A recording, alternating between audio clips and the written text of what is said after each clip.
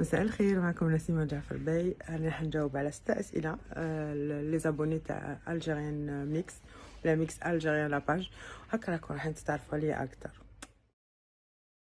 السؤال الأول يقول: كيف قررتي تدخلي مجال الإعلام؟ لازم تعرفوا بلي أنا ملي كنت صغيرة نحب نولي سواء جورناليست، سواء موديليست ستيليست، وكانوا عندي أحلام أخرى.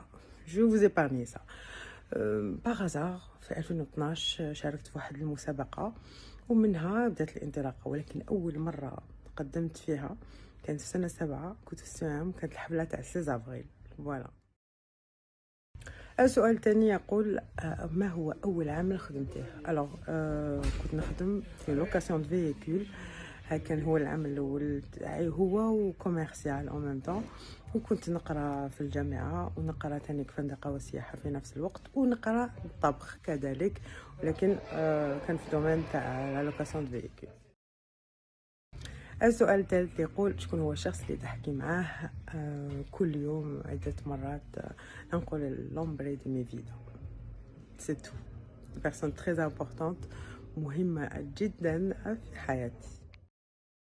السؤال الرابع يقول: وشنو هو البرنامج اللي تتمنى تقدميه؟ البرنامج العربي. انا كاين برامج هكا عربيه يعجبوني، ولكن ان شاء الله انا نقدم برنامج تاعي او تولك شو ولا فيس تو فيس، ولا سواء في الجزائر ولا في قناه اترونجير، ونمثل احسن تمثيل بلدي. هذا هو الشيء اللي يهمني.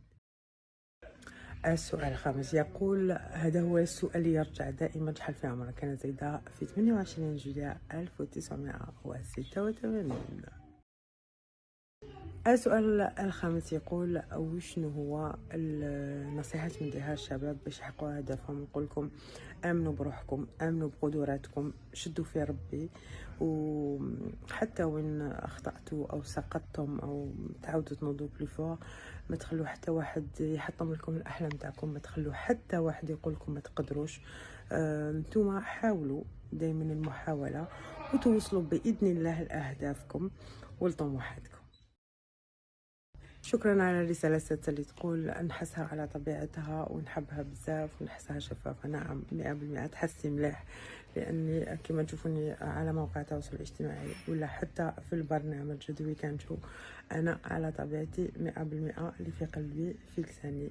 شكرا للجميع، إن شاء الله نكون جاوبت على كامل الأسئلة سوا سوا.